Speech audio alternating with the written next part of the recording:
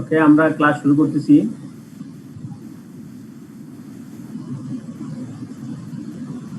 Okay, my dear friends, today's class mainly we will discuss Company Act. There are mainly two chapters are included in this two chapters included in these topics: company finance and company administration. Before going to new chapter, we want to discuss our previous based on our previous lecture, especially Bangladesh Labor Act 2006. So I want to conversation as a question type based on last class. So you will reply on this. Specially আমরা গত ক্লাসে আমরা যেটা বলছিলাম, আমাদের এখানে থেকে আমরা যদি বলি এখানকার মানে নর্মাল লয়ার কোশ্চেনগুলোর থেকে আমরা বলছিলাম কমার্শিয়াল এস্টাবলিশমেন্ট বলতে আমরা কি বুঝি, একজন বলেন। ইন্ডাস্ট্রিয়াল এস্টাবলিশমেন্ট এবং কমার্শিয়াল এস্টাবলিশমেন্টের মধ্যে পার্থক্য কি, or what do you mean by industrial establishment and commercial establishment?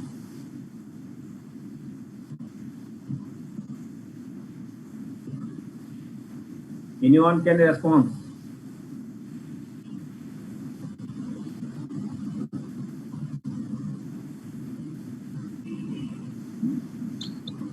Sir, industrial এস্টাবলিশমেন্টটা হচ্ছে যে আপনার রিলেটেড টু ম্যানুফ্যাকচারিং, তারপর manufacturing process, not only sir manufacturing process, এটা হতে পারে যে অন্য সার্ভিস ইন্ডাস্ট্রিও হতে পারে।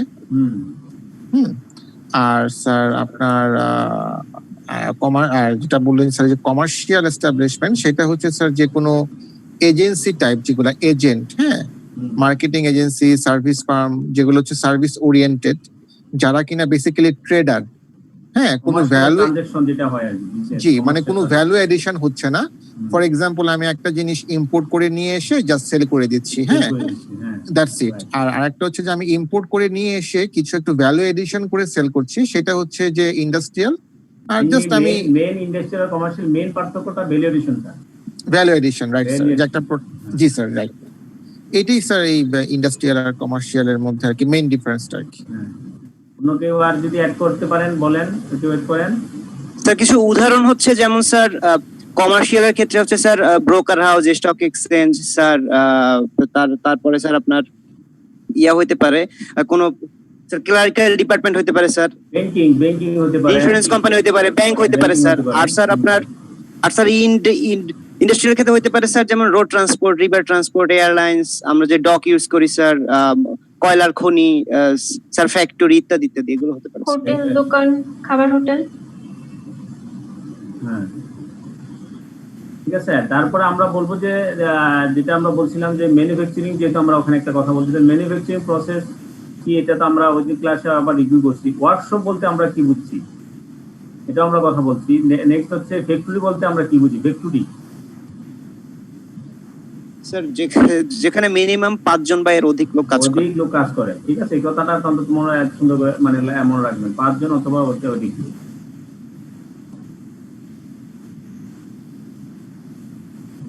পাবলিক ইউটিলিটি সার্ভিস বলতে আমরা কি বুঝছিলাম,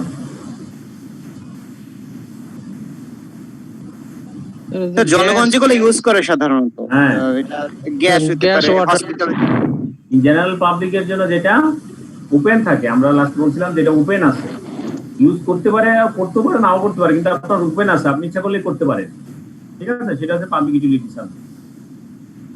পাবলিকদের জন্য ওপেন ইউটিলিটি সার্ভিস মানে হচ্ছে যেখান থেকে শুধু সার্ভিসটা ভোগ করা হয়, হ্যাঁ, যেটা চোখে দেখা যায় না, সেটা হচ্ছে ইউটিলিটি। ইউটিলিটি মানে হচ্ছে আপনার যেটা দেখা যায় না, এটা ইউটিলিটি, শুধুমাত্র আপনি কনজিউম করতে পারবেন। দেন সার্ভিস তো সার্ভিসই, হ্যাঁ, এই হলো পাবলিক ইউটিলিটি সার্ভিস।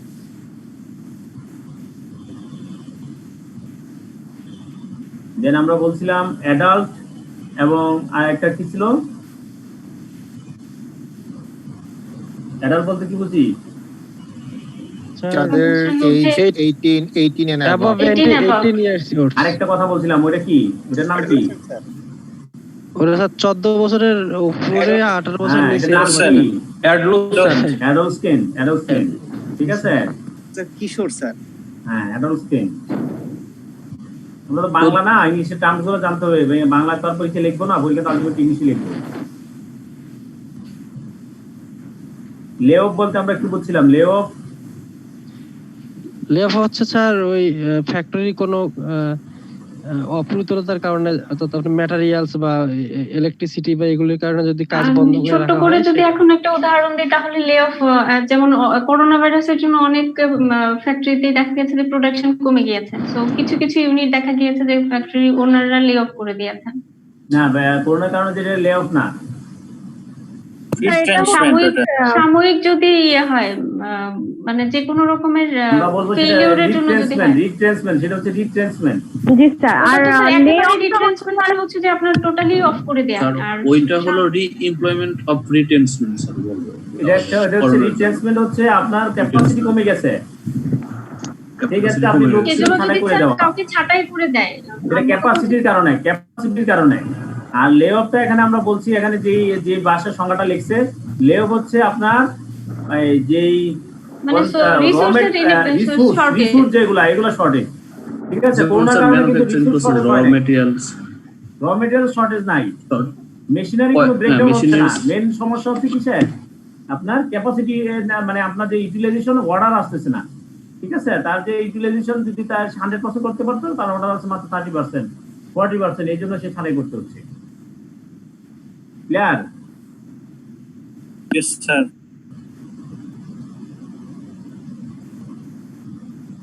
দেন আমরা বলছিলাম ইন্ডাস্ট্রিয়াল ডিসপিউট বলতে কি বোঝায়? গতকালকে যিনি বলছেন উনি ছাড়া অন্য একজন বলেন, ইন্ডাস্ট্রিয়াল ডিসপিউট বলতে কি বোঝায়?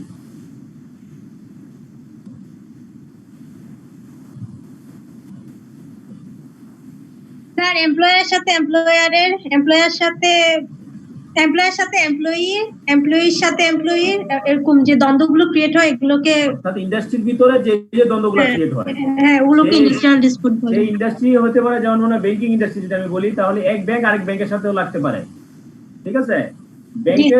ব্যাংকের ভিতরেই আবার যদি আপনার মালিক পক্ষ ম্যানেজমেন্টের সাথে লাগতে পারে, হ্যাঁ, তারপর ডিসপিউট হতে পারে ম্যানেজমেন্টের ভিতরেই ডিএমডি লাগতে পারে। স্যার এজেন্সি প্রবলেমটা তো আসবে না এখানে ইন্ডাস্ট্রিয়াল ডিসপিউটের মধ্যে? কোনটা? এজেন্সি প্রবলেম যেটা বলে, হ্যাঁ, যেগুলো মানে অর্থাৎ ডিসপিউট মানে হচ্ছে এখানে ইন্ডাস্ট্রির ভিতরে কোনো না কোনো হয়তো যদি ডিসপিউট হয়, সেটা ইন্ডাস্ট্রিয়াল ডিসপিউট। জি স্যার। মানে সমস্যা ক্রিয়েট করা, এটাই হচ্ছে ডিসপিউট। দেন আমরা বলছিলাম ক্লাসিফিকেশন ওয়ার্কারের ক্লাসিফিকেশন কত প্রকার, একজন বলেন। 7 প্রকার। বলেন। ওয়ার্কারের প্রকারভেদের মধ্যে হচ্ছে যে স্থায়ী, অস্থায়ী, সাময়িক। ট্রান্স বলেন, ইংলিশে বলেন। স্যার একটা হচ্ছে পার্মানেন্ট, টেম্পোরারি, ক্যাজুয়াল, তারপর হচ্ছে প্রভিশনারি, দেন হচ্ছে সিজনাল। কয়টা গেল?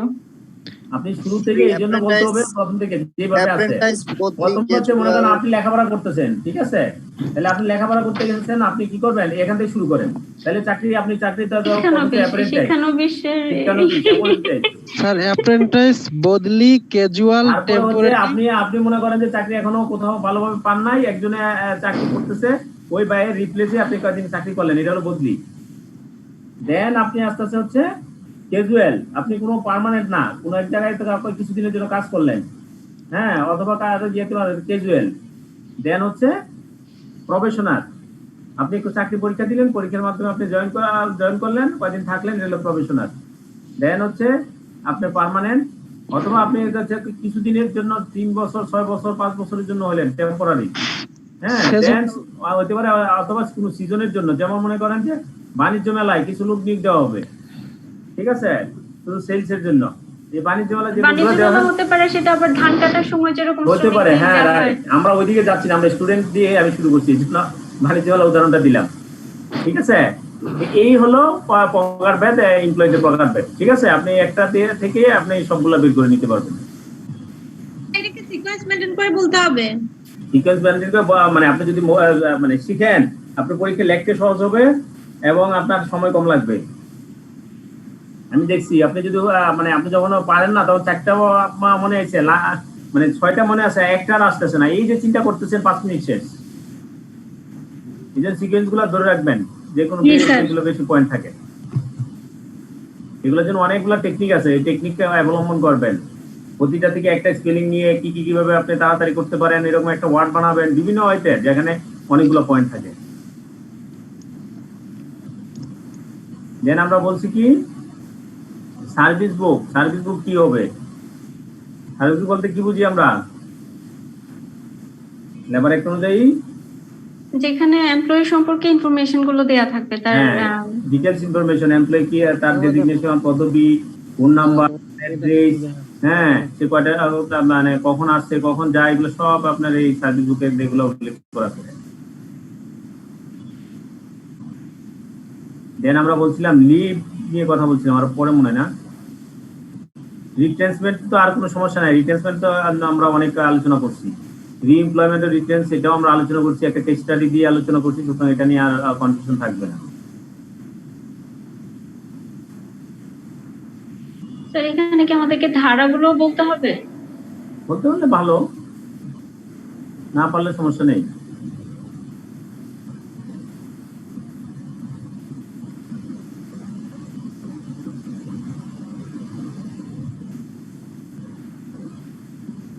এই প্রভিশন গুলা কি পড়ছিলেন? চিলড্রেন অ্যাডোলসেন্টের ক্ষেত্রে কি এমপ্লয়মেন্টের প্রভিশন গুলা?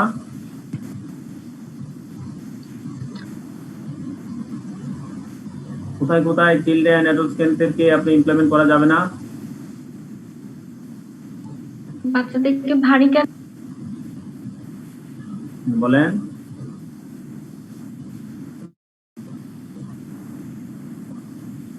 অ্যাডোলসেন্ট ক্ষেত্রে এবং চিলড্রেনদের ক্ষেত্রে যদি আপনি অ্যাডোলসেন্টদের, চিলড্রেন তো আপনি কোথাও ইমপ্লিমেন্ট করতেই পারবেন না, অ্যাডোলসেন্ট ইমপ্লিমেন্ট করতে হলে কি করতে হবে? এই কথাটা অন্তত লিখতেন, একটা তো কথা লিখতে হইব। কি হবে? মানে ওদের অ্যাপ্রেন্টিস হিসেবে রেজিস্টার্ড অথবা যদি মেডিকেল প্র্যাকটিশনারের সার্টিফিকেট লাগবে, ফিটনেস সার্টিফিকেট। হ্যাঁ, ঠিক আছে, এইরকম পয়েন্টগুলো আপনি দেখবেন, এগুলো মেইন পয়েন্টগুলো দেখতে হবে।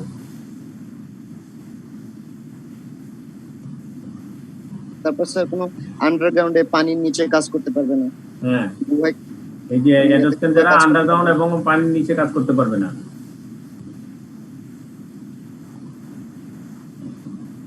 ওমেন ওয়ার্কারদের ক্ষেত্রে কি প্রভিশন কি আছে? ওমেন ওয়ার্কারদের হচ্ছে যে আচ্ছা ম্যাটারনিটি বেনিফিট চলে আসছে, সেটা কি ম্যাটারনিটি বেনিফিটের পার্সপেক্টিভে বলবো না স্যার উমেন পার্সপেক্টিভে বলবো? না না, ম্যাটারনিটি বেনিফিট থেকে ম্যাটারনিটি বেনিফিটে প্রথমে হচ্ছে যে একটা সার্টেন টাইমের পরে তাকে ভারী কাজ বা হেভি কাজ করতে দেওয়া যাবে না, আর নরমালি হচ্ছে মেয়েদেরকে রাত 10টার পরে কাজ করতে দেওয়া যাবে না। আর ম্যাটারনিটি লিভ হচ্ছে যে 4 উইক আর্লিয়ার ছুটি দিয়ে দিতে হয়, 4 সপ্তাহ আগে 4 সপ্তাহ পরে, এবং সেই অনুযায়ী তার ওই 4 মাসের বেতন না, আগে পরে না তো, আগে পরে না, স্যার মোট আপনার ডেলিভারির পরে 4 সপ্তাহ 8 সপ্তাহ।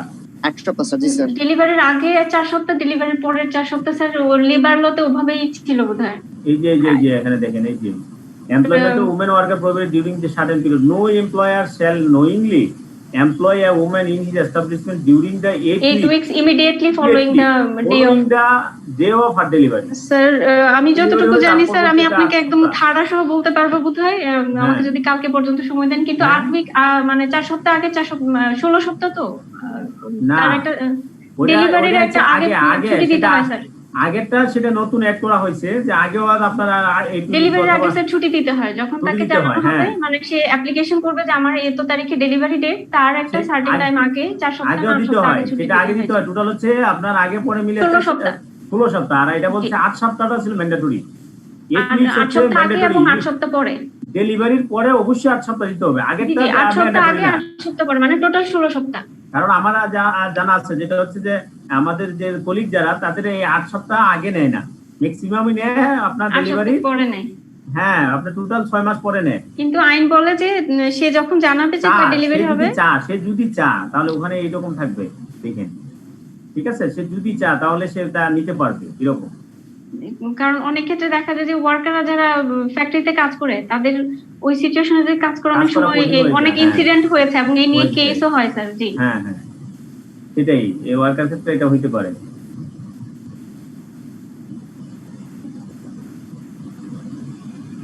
এইগুলা আপনারা দেখে নেবেন। আমরা তো এগুলো বলছি যেগুলা বলার। আর মেইন হচ্ছে এই যে ক্লিননেস, আমি যেগুলো বলছি এগুলা ক্লিননেসের ক্ষেত্রে কি হবে, এগুলা ড্রিঙ্কিং ওয়াটারের ক্ষেত্রে আমি মেইন পয়েন্ট একটা বলে দিয়েছিলাম যে একটা পানি যে এখানে যে বিশুদ্ধ পানি বাংলায় লিখে সিল দিয়ে দিয়ে রাখতে হবে। তারপর হচ্ছে 250 জনের বেশি হলে, হ্যাঁ বলেন স্যার। আমি হ্যান্ড রেজ করেছিলাম স্যার। স্যার সেটা হলো এই শীট গুলো স্যার কোথায় পাবো স্যার আপনার এগুলো? যে হচ্ছে আপনাদের ক্যাপ্টেন আছে রাইসুল ইসলাম জয়, তার সাথে যোগাযোগ করবেন। ও স্যার, থ্যাংক ইউ স্যার। আমরা এইগুলা তাহলে আমরা আর ডিটেলস আর যাবো না, আমরা শেষ করে দিচ্ছি। জি স্যার, এটা বাদ দিয়ে দেন, এটা শেষ স্যার। জি স্যার, এটা তো লেবার অ্যাক্টে আছে স্যার। হ্যাঁ, লেবার অ্যাক্টে। জি স্যার।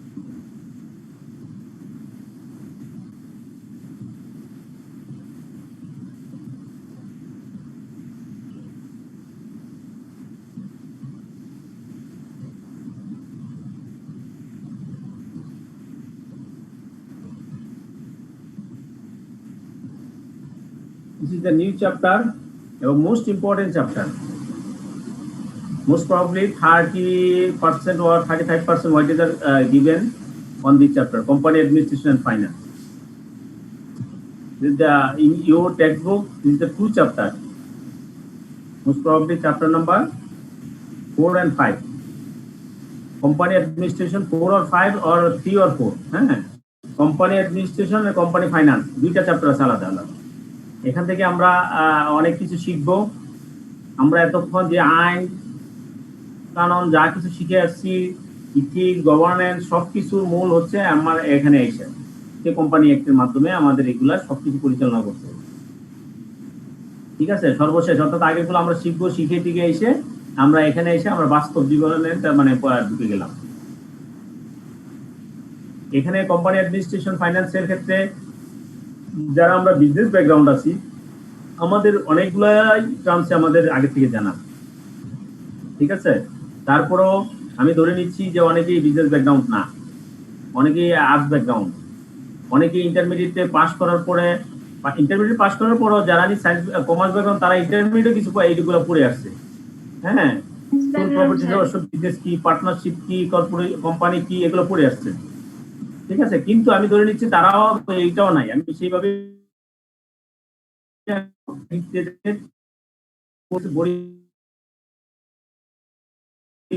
আপনি করবেন না, কারণ এগুলা আবার রিপিট করেন, করলে আপনার জন্য বেনিফিট হবে।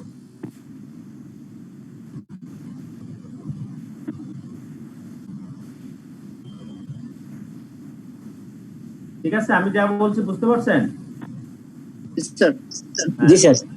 অনেকের কাছে মনে হবে অনেক কঠিন, এই কি জিনিস বলতেছে, আবার অনেকে বলবে, হাসবে যে কি স্যার এগুলো কি পড়া, এগুলো তো আমরা 9, 10 ইন্টারমিডিয়েটে পড়ছি এগুলো। না স্যার, ভুলে গেছি ওগুলো স্যার। হ্যাঁ, তাহলে আমরা শুরু করতেছি। ফার্স্ট অফ অল বলা হচ্ছে সোল প্রপ্রাইটরশিপ বিজনেস। এই বিজনেস সম্পর্কে আমরা সবাই জানি। সোল প্রপ্রাইটরশিপ বিজনেস কি? এক মালিকানা কারবার। এক মালিকানা কারবার বাংলাকে আমরা যেটা পড়ছি। সোল প্রপ্রাইটরশিপ, ইন্ডিভিজুয়াল ট্রেডার, প্র্যাকটিশনার, যারা প্র্যাকটিস করে তারাও সোল প্রপ্রাইটরশিপ মানে business. refers to business owned and operated by one person, যেটা কি করে এক করে, which is not registered as a corporation, যেটা কর্পোরেশন হিসাবে রেজিস্টার্ড না। in the sole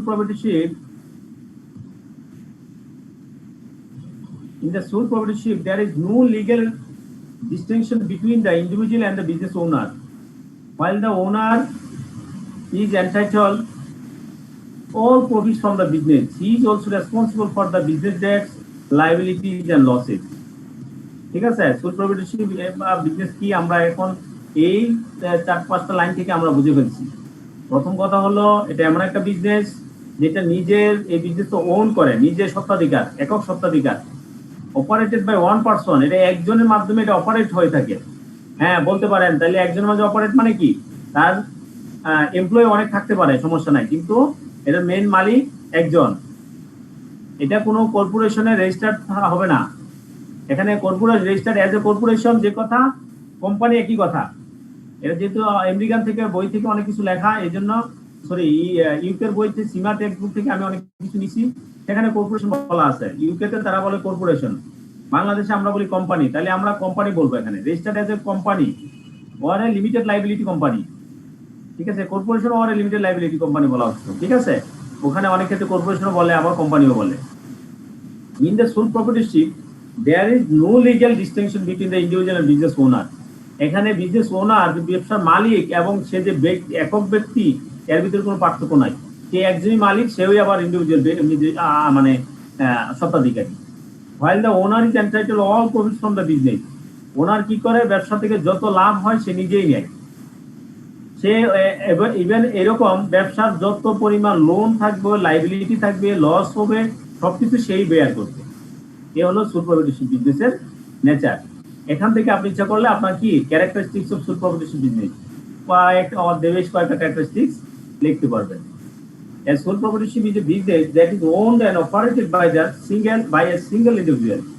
When it comes to financial responsibility, the business does not have a separate existence the owner, who may be held personally liable for business expenses. এই হলো আমরা soul প্রপার্টিশিপ সম্পর্কে আর কিছু বলবো না।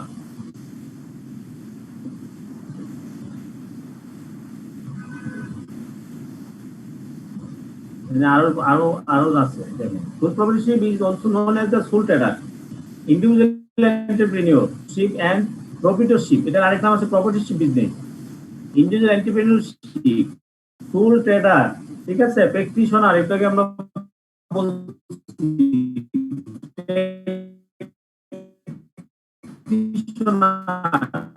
Individual trader, হ্যাঁ,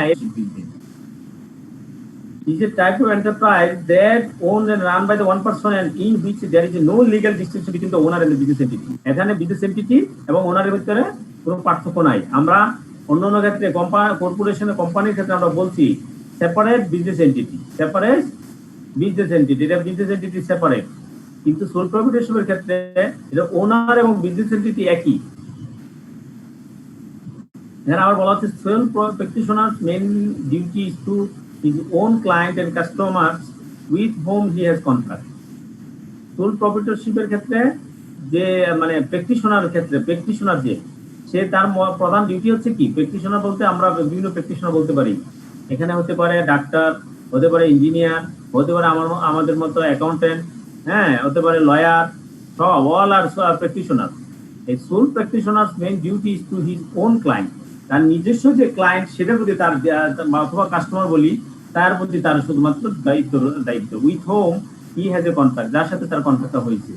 দি practitioner implied promises to use such skill as he has professed, ঠিক আছে। মানে প্র্যাকটিশনার সে ইমপ্লাইড প্রমিসটা কিন্তু স্যার মানে এক্সপ্রেস না, সে ইমপ্লাইড প্রমিস করে আছে to use such skill as he has profess, সে যে এই সম্পর্কে যত বেশি জানে সে দক্ষতা সে কাজে লাগাবে। and to exercise such professional care as is reasonable. A practitioner can also exceptionally incur liability to someone other than his client. A claim against a sole practitioner by a person other than his or her client would most commonly be made in fraud. ঠিক আছে, এই ছিল আমাদের soul প্রপার্টিশিপ নিয়ে কথা। দেন আমরা চলে যাচ্ছি পার্টনারশিপ। সোল প্রপার্টিশিপ আমরা বলছি একজন, তাহলে পার্টনারশিপ কি হবে, একের বেশি হলে পার্টনারশিপ, একের বেশি হইতে হবে,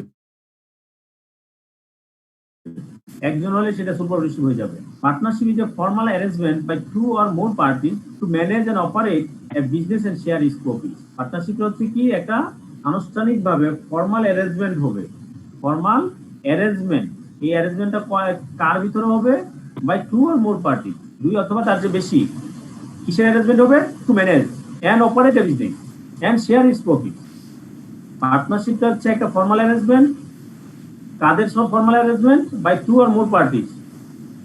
এই টু অর মোর পার্টিজ কিসের জন্য formal arrangement, to manage and operate a business and share its profit. Then বলছে partnership is an arrangement where parties known as business partners agree to cooperate to advance their mutual interest. The partners in a partnership may be individual businesses, interest-based organization, schools, governments or combination. স্কুলের ভিতরে এটা বলা হচ্ছে governments combination হতে পারে। Organizations may partner to increase the likelihood of each achieving their mission and to amplify their reach. A partnership may result in issuing equity or may be only governed by a contract. এই পার্টনারটা কিভাবে হতে পারে? Partnership আমরা ইন্ডিভিজুয়ালের মাধ্যমে হতে পারে, আবার বিভিন্ন অর্গানাইজেশন টু অর্গানাইজেশন হতে পারে। ঠিক আছে, বিভিন্ন অর্গানাইজেশন কি যেমন গ্রামীণ ফোন,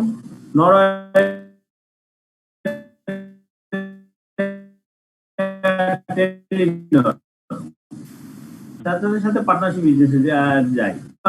এরকম আরো প্রতিজনেরই তাদের মিশনটা অ্যাচিভ করার জন্য তারা পার্টনার হিসাবে গঠন করে। অথবা আমরা অনেক অর্গানাইজেশন দেখুন অ্যাড দেয়, আমরা তা ইমুক কোম্পানির পার্টনার, হ্যাঁ আমরা বিজনেস পার্টনার, ইমুকের দিয়ে আমরা হচ্ছে কি বলি মিডিয়া পার্টনার, হ্যাঁ এরকম বিভিন্ন পার্টনার হতে পারে।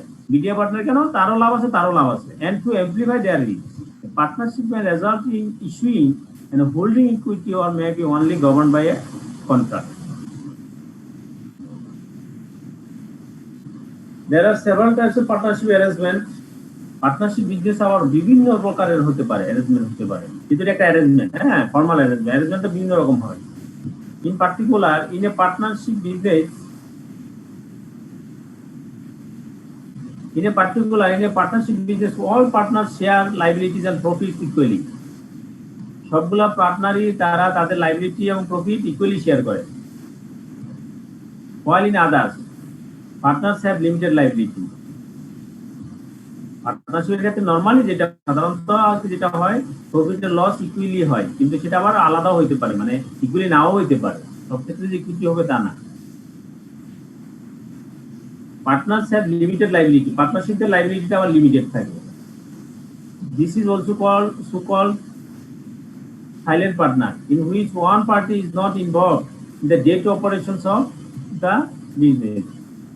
এটা মানে এটা আসলে টাইপস অফ পার্টনারে চলে গেছে। একটা থেকে বলা সাইলেন্ট পার্টনার। সাইলেন্ট পার্টনার যিনি, সে কি করে না, ব্যবসার যে ডে টু ডে অপারেশনে সে কোনো ইনভলভ থাকে না, তাকে বলা হয় silent partner. At common law, members of the business partnership are personally liable for the debts and obligations of the partnership. Forms of partnership have evolved that may limit a partner's liability. A common law হচ্ছে কি, members of the business partnership are personally liable for the debts and obligations of the partnership. Forms of partnership have evolved that may be limit a partner's liability.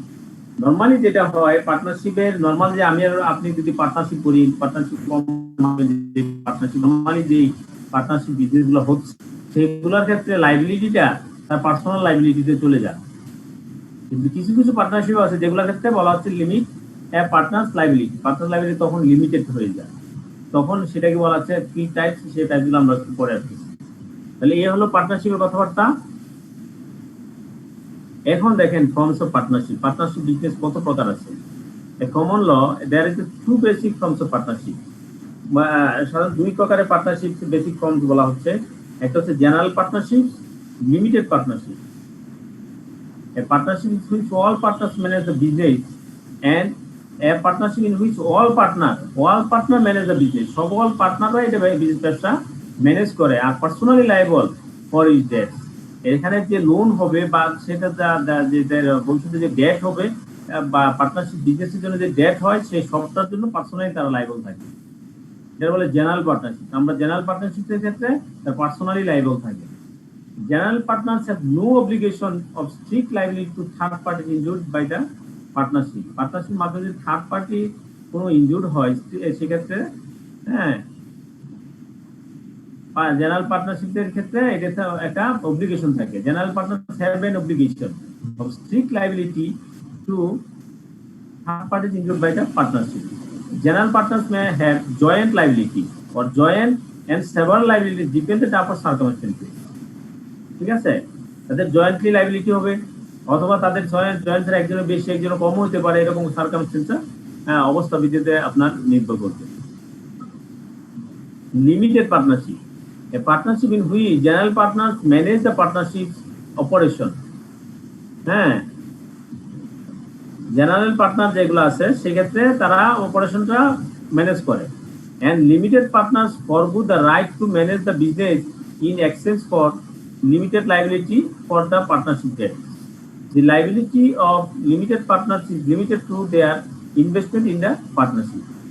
যদি আপনার partnership বিজনেসটা এরকম ভাবে form করা হয় যেখানে লিমিটেড পার্টনারশিপ হবে, সেই ক্ষেত্রে লাইবিলিটিটা হচ্ছে লিমিটেড হয়ে যায়, লাইবিলিটিটা হয়ে যায় লিমিটেড। সে পার্টনারশিপে তার যত অংশ আছে সে অংশ পরিমাণ সে পার্টনারশিপ তার লাইবিলিটি হবে। A partnership in which general partners manage the partnership operation, limited partners forgo the rights to manage the business in exchange for limited liability for the partnership debt. The liability of limited partners is limited to their investment, investment উপর depend করবে in the partnership. More recently, additional forms of partnerships have been recognized. বর্তমানে আরো নতুন ভাবে partnership ফর্মটাকে মানে আরো সুন্দর করতেছে, সেটা হচ্ছে limited liability partnership.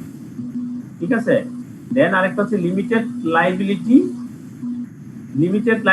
Limited partnership. Limited liability partnership হচ্ছে a form of partnership in which all partners may have some degree of limited liability, যাদের একটা নির্দিষ্ট পরিমাণ লিমিটেড লাইবিলিটি থাকে। Limited liability limited partnership, a form of limited partnership in which general partners have limited liability for the debts and obligations of the limited partnership. ঠিক আছে, এই যে limited একটু আগে আমরা যেটা বলছি লিমিটেড পার্টনারশিপ, এই লিমিটেড পার্টনারশিপের ক্ষেত্রে তাদের লাইবিলিটিটা limited. Limited liability limited partnership,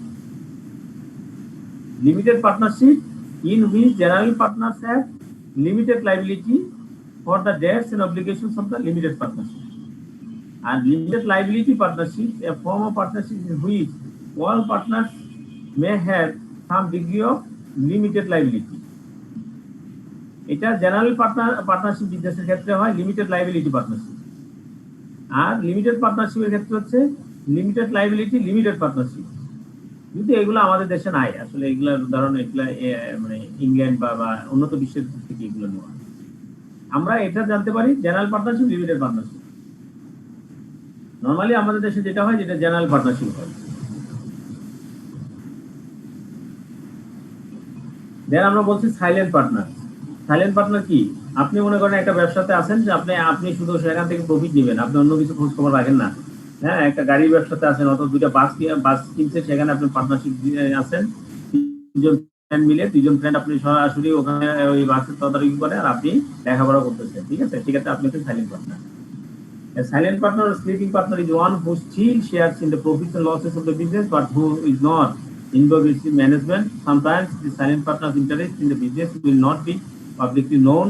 A silent partner is often an investor in the partnership who is entitled to a share of the partnership profits. Silent partners may prefer to invest in limited partnerships. Silent partner সাধারণত এই limited পার্টনারশিপের ক্ষেত্রে যেখানে সেখানে তারা prefer করে। In order to insulate their personal assets from the debts or liabilities of the partnership. Their characteristics of partnership is key character. এখানে partnership act 1932 অনুযায়ী বলা আছে partnership is defined as the relationship between two or more persons who have agreed to share the profits of the business run by all and any of them acting for all. Partnerships have the following common characteristics. এইগুলা কি? এইগুলা characteristics. The partnership firm is not a legal entity apart from the partners constituted. It has limited identity for the purpose of tax law as per section 4 of the Partnership Act 1932. Partnership firm গুলা কি হয়? Purpose হচ্ছে tax ল পারপাসে limited identity থাকে, কন্ট্রাক্টরশিপ বিজনেসের এই limited আইডেন্টিটিটা নাই, পার্টনারশিপে এই লিমিটেড আইডেন্টিটি থাকে। কিন্তু পার্টনারশিপ কোনো লিগ্যাল এন্টিটি না, শুধু এই পার্টনারশিপ অ্যাক্ট অনুযায়ী মানে ট্যাক্স ল তার একটা লিমিটেড আইডেন্টিটি দিয়েছে, কিন্তু সেটা লিগ্যাল এন্টিটি না। Unlimited liability. Major disadvantage of partnership is the unlimited liability of partners for the debts and liabilities of the firm. The unlimited liability partnership এর ক্ষেত্রে তবে যদি সেই লাইবিলিটিটা যদি লিমিটেড পার্টনারশিপ হয়ে থাকে সেক্ষেত্রে কিন্তু এটা এই ইয়েটা প্রযোজ্য হবে না। জেনারেল পার্টনারশিপের কথা বলা আছে, unlimited liability. Business of firm can be carried on by all or any of them acting for all. Any partner has authority to bind the firm act of any one partner is binding on all the partners. Thus, each partner is an agent of the remaining partners, hence partners are the mutual agent. পার্টনারদেরকে mutual agent বলা হয়। এটা অনেক সময় আসে explain যে partners are mutual agent. বা why partners are mutual agent? Mutual agent কেন? আপনি পার্টনারশিপ বিজনেসে 5 জনে মিলে ব্যবসা করতেছেন, আপনি একজনে খারাপ কাজ করছেন, হ্যাঁ, এই একজনের জন্য সবাই এখানে আপনার ভুক্তভোগী হতে হবে। একজন পার্টনার আরেকজন অন্য সব পার্টনারদের এজেন্ট হিসেবে কাজ করে। ঠিক আছে, এই জন্য পার্টনারশিপকে বলা হচ্ছে mutual agent. Partners are mutual agent. Partnership Act 1932 now where mentions in the partnership agreement is to be in written or oral format. Partnership Act direct বলা নাই রিটেন না ওরাল ফর্মে হবে, কিন্তু জেনারেল রুল তো অবশ্যই রিটেন হতে হবে। Thus the general rule of the contract act applies that the contract can be oral or writing. General rule of contract act বলা আছে যে কন্ট্রাক্ট কি হতে পারে, ওরাল হতে পারে, রিটেন হতে পারে, as long as it satisfies the basic conditions of being a contract, that is the agreement between partners is legally enforceable. হ্যাঁ, তার মানে হচ্ছে যে পার্টনারশিপ যে বিজনেসটা সেটা ওরাল হতে পারে, রিটেন হতে পারে। ওরাল হইলেও পার্টনারশিপ হবে, ঠিক আছে, কিন্তু বাস্তবের পক্ষে কিন্তু আপনার এটা হয় না। আপনি রিটেন না করলে আপনি কিভাবে আপনার ওটা অ্যাপ্লাই করবেন কিভাবে? Number of partnership minimum two maximum হচ্ছে 50 in any kind of business activity. Since partnership is an agreement that must be minimum 2 partner. পার্টনারশিপের ক্ষেত্রে মিনিমাম 2 জন হতে হবে, ম্যাক্সিমাম 50 জন পর্যন্ত হতে পারে। The real test of partnership firm is mutual agency set by the courts of India রয়ে গেছে, where the partners can bind the firm by his act, whether he can act agent of all other partners. এই ছিল মোটামুটি আমরা soul ট্রেডারশিপ এবং পার্টনারশিপের মধ্যে discussion. আপনারা এর ভিতরে এখন কোশ্চেনের মাধ্যমে আবার এটা আমরা ক্লিয়ার করব।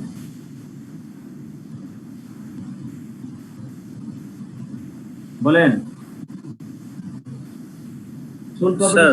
হ্যাঁ স্যার, আমরা যে ইন্টার লেভেলে নরমালি স্যার এই পার্টনারশিপের যেসব এক্সাম্পল গুলো করতাম স্যার, ওখানে তো স্যার মানে বলা থাকতো যে এই প্রফিটটা একটা প্রি এগ্রিড রেশিও থাকতো, ওই অনুযায়ী শেয়ার হবে। প্রি এগ্রিড রেশিও হয় তাহলে সেই অনুযায়ী হবে। যদি কোনো লায়াবিলিটি না থাকে থাকতো যে তাহলে তাদের আমরা মানে ইকুয়াল স্যার। আর স্যার ওটাতে বলা থাকতো স্যার যে লায়াবিলিটিটা মানে তাদের মানে কতটুকু মূলধন দিয়েছে ওই অনুযায়ী। তো স্যার এটা তো স্যার তাহলে যে লিমিটেড লায়াবিলিটি পার্টনারশিপের মতো। থেকে আসি, সোল প্রপার্টিশিপ বলতে আমরা কি বুঝছি?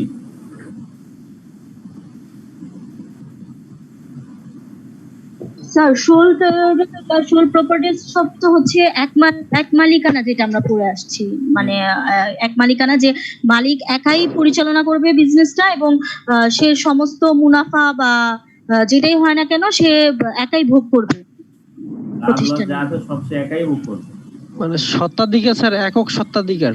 হ্যাঁ, একক স্বত্বাধিকার, জি, মানে সকল প্রকার লায়াবিলিটিস যেগুলো আছে সেগুলো সে একাই তাকে বহন করতে হবে। তার যে বিজনেস লায়াবিলিটি তার পার্সোনাল লায়াবিলিটি দ্বারা কভার হবে। বিজনেস লায়াবিলিটি তার পার্সোনাল লায়াবিলিটি। সাপোজ আপনি সোল প্রপার্টিশিপ একটা বিজনেস করতেছে কোনো এক লোক, তার বিজনেসে আপনি মনে করেন যে 1 লক্ষ টাকা আছে, তার 1 লক্ষ টাকা পায় সেই মুনাফা মানে ক্যাপিটাল নিয়ে এসে কাজ করতে। এখন কোনো একটা ঘটনা ঘটলো, অ্যাক্সিডেন্ট ঘটলো বা এমন একটা ঘটনা ঘটলো, সেখানে লায়াবিলিটির দিকে দাঁড়াইলো হচ্ছে 1 কোটি টাকা। লায়াবিলিটি হচ্ছে এই অর্গানাইজেশনের জন্য, কিন্তু লায়াবিলিটি হচ্ছে 1 কোটি টাকা তাকে দিতে হবে। এবং সেই 1 কোটি টাকায় তার পার্সোনালি তার যে ফান্ড আছে, যার অ্যাসেট আছে, সেই অ্যাসেটে কিন্তু 1 কোটি টাকা দিতে পারে, 1 কোটি টাকা আছে, তাহলে সেই ক্ষেত্রে তার 1 কোটি টাকাই সুদ করতে হবে। এটা হলো সোল প্রপার্টিশিপ, ঠিক আছে? এবং ট্যাক্সের ক্ষেত্রে সোল প্রপার্টিশিপ আলাদা ট্যাক্স দিতে হয় না। তার নিজের পার্সোনাল যে ট্যাক্স, সেই ট্যাক্সটা সোল প্রপার্টিশিপ ট্যাক্স সেম জিনিস, একসাথে হিসাব করতে পারে, অসুবিধা নেই। এই জন্য আলাদা কোনো সত্তা নাই, ঠিক আছে? এ হলো সোল প্রপার্টিশিপ। ট্যাক্স পারপাসে যদি বলি এটা, লাইবিলিটি পারপাসে যদি বলি, তাহলে তার personal liability will be bear by the business liability. ঠিক আছে, দেন হচ্ছে ট্যাক্স পারপাসে সে সব মানে তার পার্সোনাল ট্যাক্সের উপর আলাদা জন্য তার ট্যাক্স আইডেন্টিফিকেশনের দরকার নেই। এটা হলো সুপারভিশন বিজনেস। দেন আমরা এখানে বলছি সুপারভিশন ক্ষেত্রে আরেকটা বলছি একটা কি, প্র্যাকটিশনার। ঠিক আছে, প্রফেশনাল প্র্যাকটিশনার সেটা কি?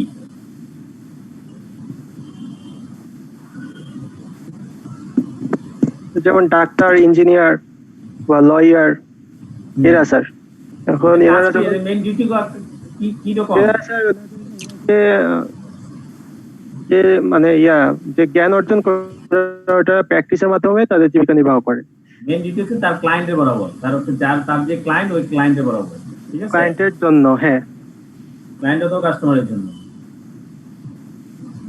এখানে তারা যে ক্লায়েন্টের থেকে যে ফিসটা পায় এটা তার ইনকাম। এখন কখনো যদি কোনো একটা লয়ারের কথা যদি চিন্তা করি যে উনি এমন একটা, এবং এই ক্লায়েন্টকে কিভাবে তারা দিতে হবে, মানে সে সার্ভিস দিতে হবে। এখন এটা স্যার ক্লায়েন্টের সাথে কন্ট্রাক্টের মাধ্যমে, যে ক্লায়েন্ট আসলে যতটুকু স্কিল আছে, তার যতটুকু সে স্কিল, সে প্রফেসর মানে ওই রিলেটেড প্রফেশন যতটুকু স্কিল আছে সম্পূর্ণই সে সার্ভিস দিবে, সে এখানে প্রয়োগ করবে। এখন ভালো একজন উকিল, সবচেয়ে ভালো উকিল, সে যখন আপনার ওকালতি করতে গেছে, সে কি করলো, সে অনেক উদাহরণ দিতে পারে, আপনাকে বের করে নিয়ে আসতে পারে, কিন্তু সে কি করলো না, সেটা সঠিক যথাযথভাবে করে নাই, তাহলে কিন্তু সে তার ডিউটিটা পালন করে নাই, করলো না। ঠিক আছে, আপনি তো তাকে নিয়োগ মানে তাকে ওকালতি আপনার নিয়োগ করে দিচ্ছেন এই জন্য যে সে খুব ভালো মানের, সে যে কোনো ওয়াইতে আপনাকে বের করে নিয়ে আসতে পারবে, কিন্তু সে করলো না, তাহলে সে তার ডিউটি কেয়ার, প্রফেশনাল কেয়ার সে মেনটেন করলো না। ঠিক আছে,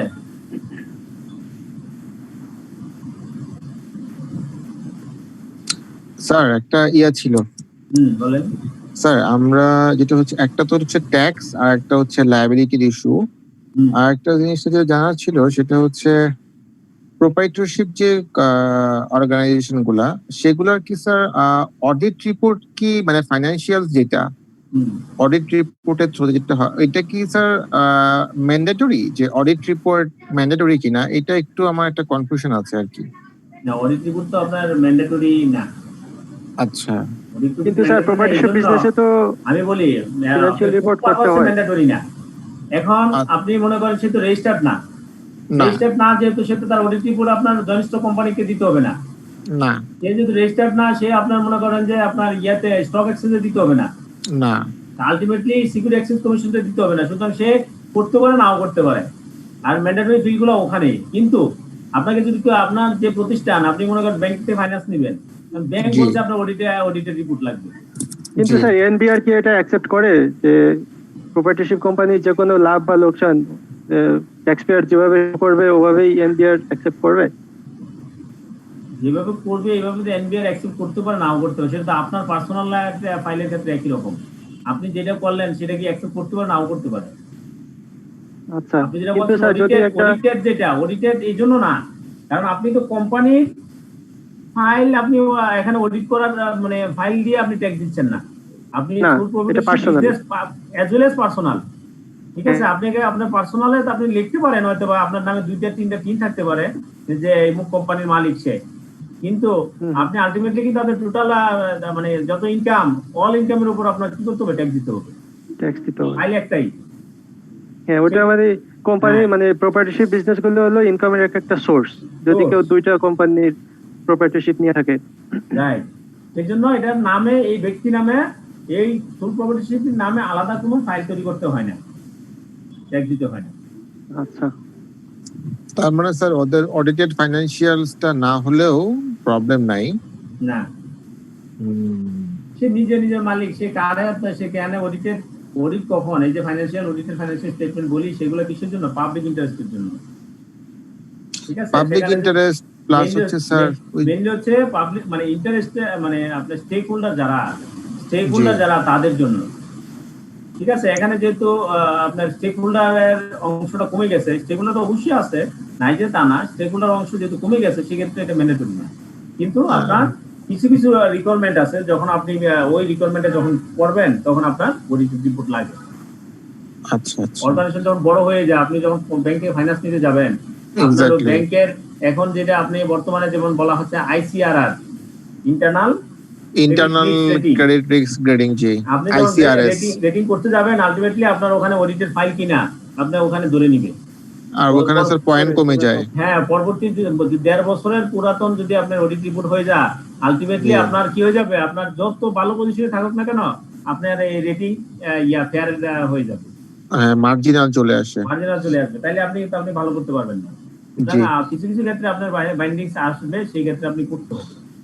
এটা স্যার আমি কেন আপনাকে জিজ্ঞেস করলাম, আমার পার্সোনাল এক্সপিরিয়েন্স যেটা হচ্ছে ওই যে স্যার গাজী টায়ার যেটা, হ্যাঁ ওই যে গোলাম দস্তগীর গাজীর যেটা এমপি, যে গাজী টায়ার কিন্তু স্যার বিশাল কোম্পানি, হ্যাঁ ওদের কিন্তু অনেক টাকাই লোকের এমপির, হ্যাঁ কিন্তু তার কোম্পানি ফাইন্যান্সিয়াল আমার ব্যাংকে দেয় অডিটেড না, নিজের বানানো ফাইন্যান্সিয়াল দেয়। ব্যাংক তার সেট বানানো, তো ব্যাংকে বলে আপনি একটা বানাই নেন, আচ্ছা স্টেটমেন্ট আপনি বানাই নেন, নিয়ে আপনি করেন না, ICRR আগে তো ছিল CRG, আপনি CRG করে নেন।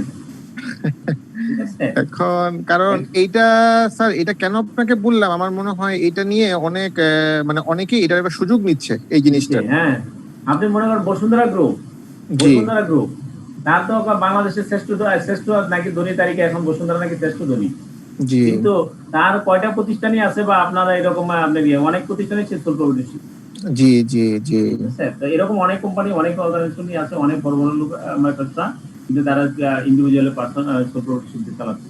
জি স্যার, এই ট্যাক্স ফাঁকি দেওয়া, ব্যাংক থেকে করার জন্য এইগুলা করতেছে।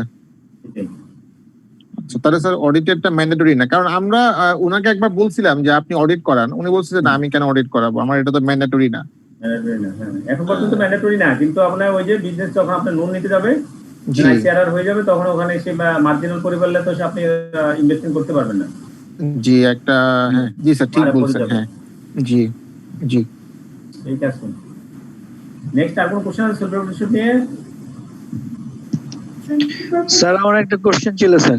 বলেন স্যার, আমার কোশ্চেনটা হচ্ছে যে সোল প্রপার্টারশিপ এবং পার্টনারশিপে WPPF এর কি কোনো প্রভিশন আছে কিনা? WPF কি? Workers profit participation fund. আচ্ছা, ওয়ার্কার প্রফিট পার্টিসিপেশন, এটা প্রভিশনটা আমার জানা নাই আছে কিনা। আচ্ছা স্যার, আরেকটা কোশ্চেন হচ্ছে যে আমরা যে ওয়ার্কার প্রফিট পার্টিসিপেশন তো যে কোনো ওয়ার্কার বা ক্ষেত্রে লেভেল ল অনুযায়ী যে কোনো ক্ষেত্রে, সোল প্রপার্টিশিপ ক্ষেত্রে হবে, পার্টনারশিপের ক্ষেত্রে হবে, যেখানে আপনি কাজ করাবেন লেবারদেরকে, হ্যাঁ লেবারদের কাজ করাবেন না লেবারদেরকে, তখন ওয়ার্কার পার্টিসিপেশন আপনি দিতে হবে। এটা হচ্ছে ওই অনুযায়ী, লেভেল অনুযায়ী। স্যার আরেকটা কোশ্চেন হচ্ছে স্যার, যে আমরা তো আগের চ্যাপ্টার গুলিতে দেখলাম যে মালিক পক্ষের শ্রমিকদের জন্য বিভিন্ন বিষয় এনশিওর করতে হয়, যেমন ড্রিঙ্কিং ওয়াটার, ভালো পরিবেশ।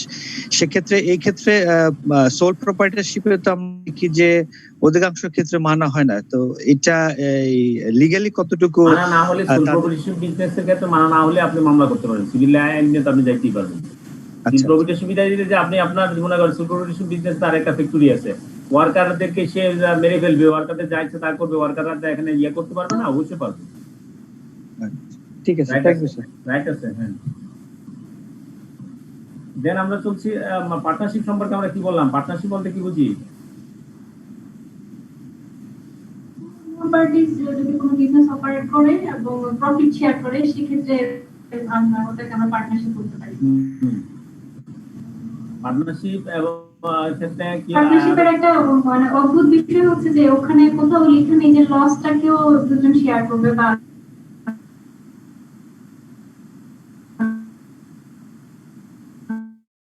দুইটা কত দিক থেকে শেয়ার করবে, শুধু প্রফিট লসটা এবং যেটা ডেট যেগুলা, সেগুলা নরমালি হচ্ছে যদি আপনার এরকম হবে, তখন সেক্ষেত্রে ওই যে লসটা এই জন্যই লেখা নাই, কারণ লস হতে হতে যদি আপনার অবস্থা খারাপ হয়, ব্যাংক আপনার যে অর্গানাইজেশন পার্টনারশিপ টোটাল যে ক্যাপিটাল সব দিয়েও যদি আরো লাগে, তখন সব দেওয়ার পরেও তারপর সে পার্সোনাল লাইবল হয়, এই জন্য সেখানে লেখা নাই, শেয়ারিং হয় না। ঠিক আছে, আপনি সাপোজ মনে করেন যে আপনি আপনার লস হতো, আপনার 1 লক্ষ টাকা, একটু আগে যেটা বললাম 1 লক্ষ টাকার বিজনেস, 50,000 করে দিলেন দুইজনে, কিন্তু আপনার এমন একটা কোনো সমস্যা হয়েছে যে সমস্যা আপনার 1 কোটি টাকা, এই 1 কোটি টাকা তখন আপনার যে দুই পার্টনারে এক পার্টনারের সব মিলিয়ে তার মানে তার যে পার্সোনাল অ্যাসেট, সেই অ্যাসেট থেকে সে দিতে পারে 5 লক্ষ টাকা। তাহলে বাকি 95 লাখ আদার্স পার্টনার যে তার আছে 10 কোটি টাকা, তাহলে 95 লাখ ওই 10 কোটি টাকা ওলা দিতে হবে। এটা হলো পার্টনারশিপ, ইন জেনারেল পার্টনারশিপ যেটাকে আমরা বলি। ঠিক আছে, এই জন্যই মানে এখানে লসের কথাটা আসলে উল্লেখ করা নাই।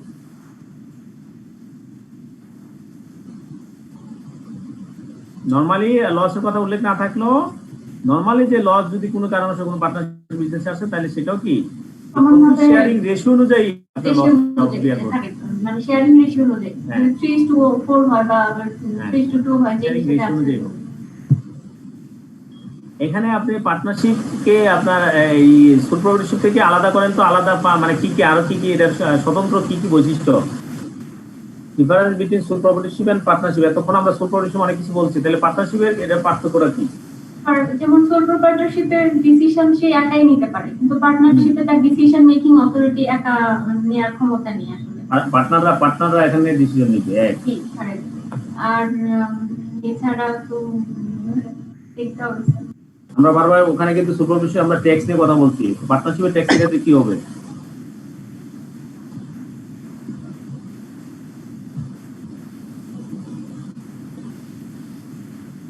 পার্টনারশিপ বিজনেস আলাদাভাবে সে কি করবে, ট্যাক্স ফাইল দিতে করতে পারবে এবং সে ট্যাক্স ফাইল দিবে।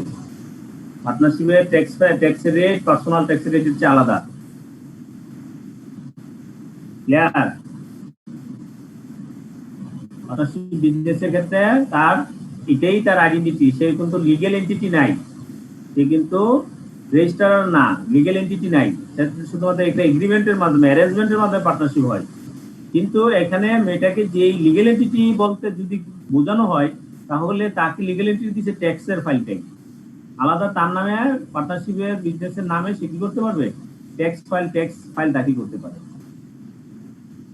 ঠিক আছে, সোল প্রপার্টিশিপ একজনে হয়, পার্টনারশিপ 2 এর অধিক হতে হয়, 2 অথবা 2 এর অধিক হতে হয়, একের অধিক। তাহলে পার্টনারশিপ বিজনেসে কি 3 সার্টিফিকেট থাকে? হ্যাঁ, আলাদা 3 সার্টিফিকেট থাকে। তাহলে তো স্যার ওটা তো কোনো একটা রেফারেন্সে করতে হয়, এটা কি ট্রেড লাইসেন্সের মাধ্যমে? ওই যে পার্টনারশিপ এগ্রিমেন্টের মাধ্যমে। আচ্ছা, এগ্রিমেন্টটা স্যার কে ভ্যালিড করে? এটা কোন কর্তৃপক্ষ থেকে এগ্রিমেন্টটা ভ্যালিড করা হয়? এগ্রিমেন্টে তাদের মাধ্যমে নোটারি করা হয়। আচ্ছা, নোটারির মাধ্যমে এটা ভ্যালিড হয়ে যায়। স্যার ওটা ভিন বলা হয়? হ্যাঁ, পার্টনারশিপ ভিন, ওটা কি ভিন বলা হয়? ট্যাক্সটা কি ভিন সার্টিফিকেট বলা যায় ওটা? ভিন জি স্যার, ভিন। হ্যাঁ জি জি, হ্যাঁ, এটা বিজনেসের না, আমরা কর্পোরেশনের যতগুলো সবগুলো তো বিন বলা হয়, ভিন বলা হয়, রাইট। আর টিন তো হচ্ছে যে এটা পার্সোনাল ক্ষেত্রে, আমরা বিন বলা হয়। জি ঠিক আছে, তাহলে এই যে দেখেন এখানে আমরা বলছি।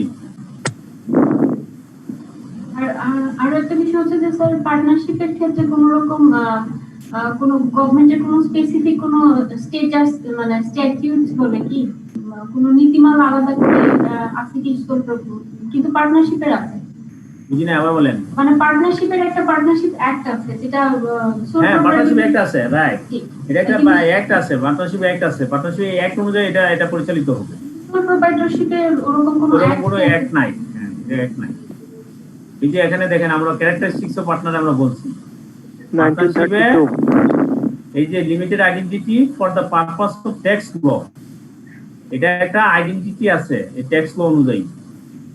ঠিক আছে, এবং এই যে section 4 of the partnership act 1932, এটা অ্যাক্ট 1932 তে সেকশন 4 এ বলা আছে যে ট্যাক্স লতে সে আলাদা নামে ট্যাক্স দিবে এবং এনবিআরও তার নামে আলাদা ট্যাক্স ইস্যু করে। যেরকম ওনারা মানে প্রফিটটা কাউকে শেয়ার করতে হয় না, লায়াবিলিটিও শেয়ার করতে হয় না, আবার পার্টনারশিপের ক্ষেত্রে প্রফিট যেরকম শেয়ার করতে হয় লায়াবিলিটি গুলো শেয়ার করতে হয়। সেটাই, ওই ক্ষেত্রে সম্পূর্ণ অপারেশন তার দায়িত্বে, তার লাভ ও তার লসও তার, কিন্তু পার্টনারশিপের ক্ষেত্রে সেটা শেয়ারিং এর মাধ্যমে সেটা হবে। এখানে পার্টনারশিপের মূল যে ডিসঅ্যাডভান্টেজটা সেটা হচ্ছে unlimited liability of the partner. আপনার কেন আপনার কর্পোরেশন করে, কেন আপনার লিমিটেড মানে আপনার কোম্পানি তৈরি করা হয়, কোম্পানি করার মূল কারণ হলো কোম্পানিতে আপনার লাইবিলিটিটা লিমিটেড হয়ে যায়, লাইবিলিটিটা লিমিটেড থাকে। আর পার্টনারশিপের ক্ষেত্রে লাইবিলিটিটা আনলিমিটেড। আমরা কর্পোরেশন করলে আমরা কোম্পানি যখন করবো তখন বলবো। আপনি দেখবেন বড় বড় কোম্পানিগুলা আপনার অনেকেই বিজনেস করতে গেলে আপনার পার্টনারশিপ বিজনেস কিন্তু করে না, ওরা কি করবে তখন আপনার কর্পোরেশন করে নিবে, কোম্পানি করবে, রেজিস্ট্রার হয়ে যাবে। রেজিস্ট্রার হলে সুবিধা হচ্ছে এটা, তার এই একটা এন্টিটি যদি মানে আপনার লাইবল হয়ে যান, তার অন্য আরো 20টা এন্টিটি আছে, সেই 19টা এন্টিটি তার ভালো থাকবে, তার পার্সোনালি তার তেমন খুব বেশি ক্ষতি হয় না। ঠিক আছে, যেমন আমি একটা মানে ট্রেনিং এ গেছিলাম, ওই ট্রেনিং এ মানে আমি যেহেতু রিস্ক ম্যানেজমেন্ট, হ্যাঁ ওখানে আমাকে বলছিল আসলে আমরা রিস্ক ম্যানেজমেন্টে, ব্যাংকে রিস্ক ম্যানেজমেন্ট করতে কোন ডিপার্টমেন্ট, রিস্ক ম্যানেজমেন্টের ট্রেনিং। সেই ক্ষেত্রে বলতেছিল আপনি যে আপনার ব্যাংকে রিস্ক ম্যানেজমেন্ট করবেন, আসলে আমরা কার রিস্ক ম্যানেজমেন্ট করবো, রিস্ক ম্যানেজমেন্টটা কার? যেহেতু আমি যদি মালিক পক্ষের চিন্তা করি, তাহলে মালিক পক্ষের তো সে তো তার রিস্ক এমনি ম্যানেজ করে রাখছে, আপনি আর আমি এত গাইডলাইন দিয়ে তো ম্যানেজ করতে হয় না। কারণ সে যে মালিক, ব্যাংকের মালিক, সে এ পর্যন্ত সে মনে করেন যে আরো 30টা বিজনেসের সাথে সে জড়িত, 30টা ইন্ডাস্ট্রিতে সে জড়িত। ব্যাংকিং একটা ইন্ডাস্ট্রি, এরকম আপনার হাউজিং ইন্ডাস্ট্রি, এই যে হসপিটাল, তারপর হচ্ছে আপনার এরকম রিয়েল এস্টেট, হ্যাঁ এরকম করতে করতে করতে গার্মেন্টস, টেক্সটাইল, তার অনেকগুলা সে ইন্ডাস্ট্রিতে সে জড়িত। আপনার ব্যাংকিং যদি তার ধ্বংস হয়ে যায়, তাহলে তার ওই বিজনেস সব ঠিক থাকলো, তাহলে সে কি হলো, তার রিস্ক অটোমেটিক্যালি সে ডাইভার্সিফিকেশন, পোর্টফোলিও ডাইভার্সিফিকেশন করে রাখছে, পোর্টফোলিও ইনভেস্টমেন্ট করছে আর কি বস। হ্যাঁ পোর্টফোলিও ইনভেস্টমেন্ট করে ফেলছে, ডাইভার্সিফাই করে। ঠিক আছে, তাহলে এই হচ্ছে আপনার, এই জন্য তারা কি করে, তারা হচ্ছে কর্পোরেশন করে। কর্পোরেশন করলে যদি ব্যাংকিং ইন্ডাস্ট্রিতে তার যতটুকু শেয়ার আছে, সেই শেয়ার পর্যন্ত তার লাইবিলিটি, এর বাইরে তার কোনো লাইবিলিটি নাই। কেউ কোম্পানি দেউলিয়া হইলে কোম্পানি দেউলিয়া হয়ে যাক, অসুবিধা নেই, তার কিছু আসে যায় না। ঠিক আছে, এই জন্য কিন্তু পার্টনারশিপের ক্ষেত্রে এই লাইবিলিটিটা নাই। পার্টনারশিপ বিজনেস যদি তার মানে এরকম দেউলিয়া হয়ে যায়, তার ওই পার্টনারশিপ বিজনেসে যদি না কোলায়, তাহলে তার পার্সোনাল লাইবিলিটি সেখানে লাইবিলিটিটা হিসেবে ট্রান্সফার করা হবে। ক্লিয়ার? এখানে আমরা আরো বলছিলাম পার্টনারশিপের ক্ষেত্রে types of forms of partnership. Partnership আমরা কয়েক প্রকার ফর্ম বলছি। General partnership, limited partnership.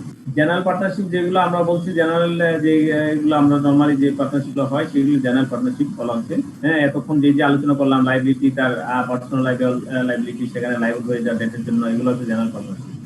Limited পার্টনারশিপটা কি বলেন?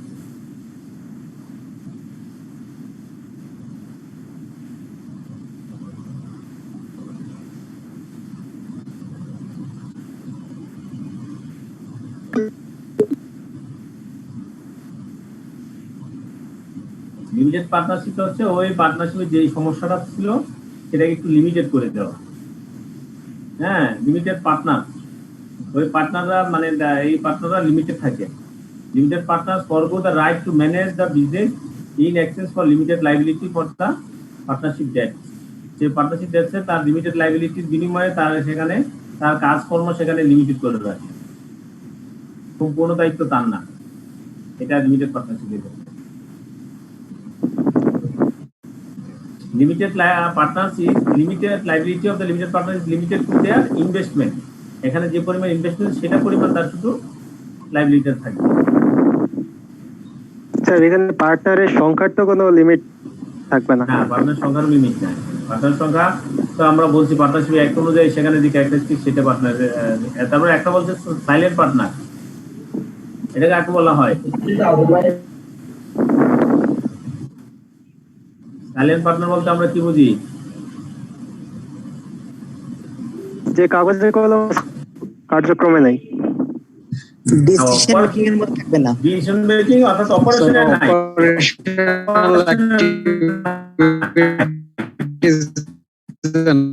নাই স্যার, শুধু পার্টনারশিপ ইন্টারেস্ট আছে এখানে,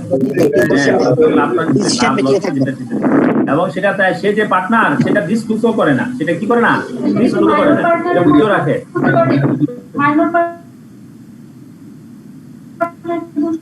পার্টনার আমরা পার্টনার হচ্ছে সে উত্তরাধিকারের সূত্রে যদি হয় তাহলে সেটা পার্টনার। সাইলেন্ট পার্টনার হচ্ছে আপনার মাইনর পার্টনার ছাড়াও হতে পারে। আপনি আমরা যারা চাকরি করি, আমি মনে করি একজন অ্যাক্টিভ না, মেন হচ্ছে সে কাজে কর্মে থাকবে না, তাকে শো হবে না, সে শো হবে না, এটা হচ্ছে লাভের অংশটা নেবে। হ্যাঁ, সে প্রফিট লাভ লস নেবে। এমন হতে পারে মনে করেন যে দুইজনের পার্টনারশিপ বিজনেস দিচ্ছে, একজনের টাকা পয়সা নাই, সে আরেকজনের কাছ থেকে কি করলো, তার আলাদা চুক্তি করছে, পার্টনার আলাদা চুক্তি করছে যে ঠিক আছে তুমি ভাই তুমি টাকা দিতে, আমি ওখানে কাজ করি, আমি 50% তোমার 50%, সেটাও পায় সাইলেন্ট পার্টনার হতে পারে। ঠিক আছে? জি স্যার। দেন আমরা বলছি ক্যারেক্টারিস্টিক্স গুলো আমরা বলবো, এগুলো দেখলাম কি আছে। আমরা এখানে একটা ক্যারেক্টারিস্টিক্স একটা বলছি যে mutual agent. Partners are mutual agent, এটা বলতে কি বুঝেন এটা বলেন। পার্টনারস আর মিউচুয়াল এজেন্ট হয় যখন কোনো বিজনেস ডিসিশন হয়, মিউচুয়াল এজেন্ট বলতে একজন পার্টনার আরেকজন পার্টনারকে রিপ্রেজেন্ট করতে পারে।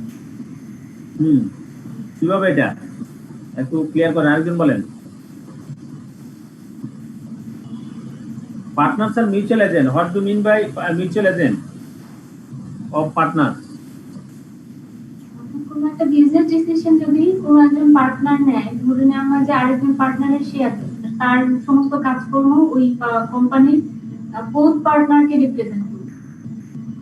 না এইভাবে না, আরেকটু ক্লিয়ার করতে হবে, আরেকজন বলেন। স্যার একজন পার্টনারের কোন কার্যক্রম সমস্ত পার্টনারকে বাইন্ড করে দেয়। হ্যাঁ রাইট, ঠিক আছে। এটা খারাপ দিকটা বোঝানো হচ্ছে এখানে, এখানে কিন্তু ভালো দিকটা বোঝানো হচ্ছে না, খারাপ দিকটা বোঝানো হচ্ছে। একজন যদি কোনো মানে কোনো কার্যক্রম করে তার অথরিটির জন্য অন্য ফার্ম অর্থাৎ যে পার্টনারশিপ বিজনেসটা বাইন্ড করে।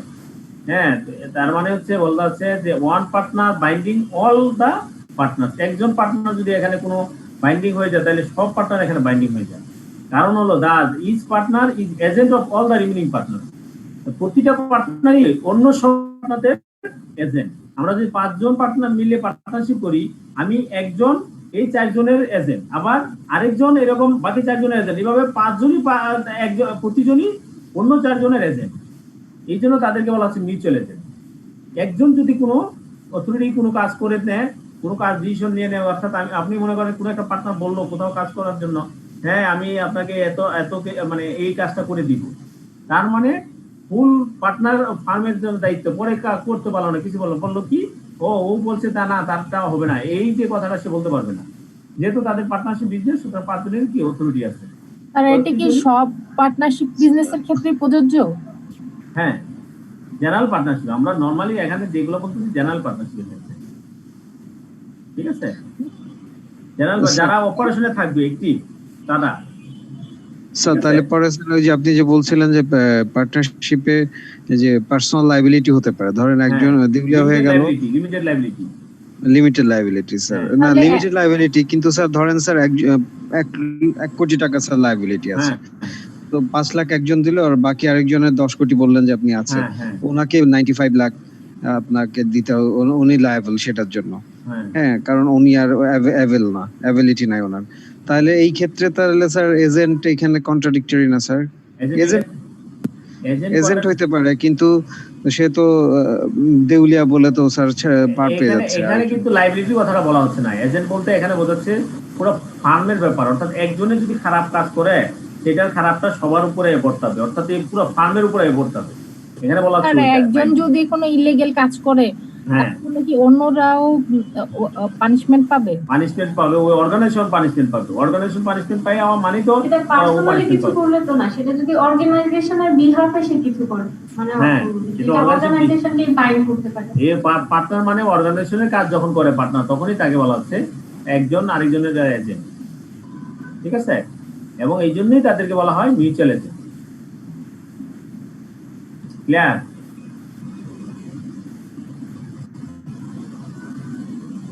অর্গানাইজেশনের কাজের ক্ষেত্রে বলা হচ্ছে, পার্টনারশিপ বিজনেসের ক্ষেত্রে একজন আরেকজনের এজেন্ট, এবং এই জন্য সবাইদেরকে বলা হয় মিউচুয়াল এজেন্ট, ঠিক আছে। আমি যে 5 জনের কথা বললাম, 5 জনে একজন, 4 জনের একজন, বাকি আবার একজন অন্য 4 জনের, এইভাবে সবাই মিউচুয়াল, সবার এজেন্ট, ঠিক আছে। নেক্সট আমরা আরো শুনবো। এখানে নাম্বার বলা আছে 2 জন থেকে 50 জন, 2 জন থেকে ম্যাক্সিমাম 50 জন হতে পারবে। তারপর কোনো অ্যামেন্ডমেন্ট আছে কিনা দেখে নিন। হ্যাঁ, ম্যাক্সিমাম 50, ঠিক আছে নি? 2 জন থেকে 50 জন, অ্যামেন্ডমেন্ট থাকলে অ্যামেন্ডমেন্টটা দেখেন। দেন আমরা পড়ব হচ্ছে কোম্পানি। কোম্পানি কি? এর আগে আমি বলে দিচ্ছি, আমরা আগামীকালকে ক্লাস করব না, ঠিক আছে? নেক্সট পরে সোমবার ইনশাআল্লাহ ক্লাস নিব, এটা কনফার্ম হবে। আপনি সোমবারে আমরা নিয়ে রাত্রেবেলা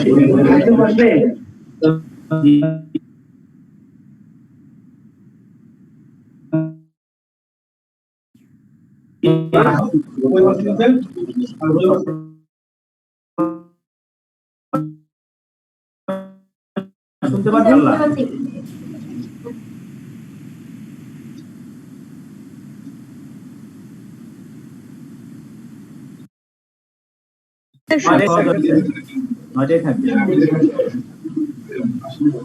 আগামীকালকে নিচ্ছি না, আগামীকালকে অফ থাকবে। নেক্সট একেবারে সোমবার। সোমবার মিন্স হচ্ছে কয় তারিখ? 3 তারিখ, ঠিক আছে? 3 তারিখ রাত 9টায়। 3 তারিখ স্যার ভাই, গরুর মাংস বড় বাটিটা দিন তো। না না, গরুর মাংস আরে এগুলো ছাগল।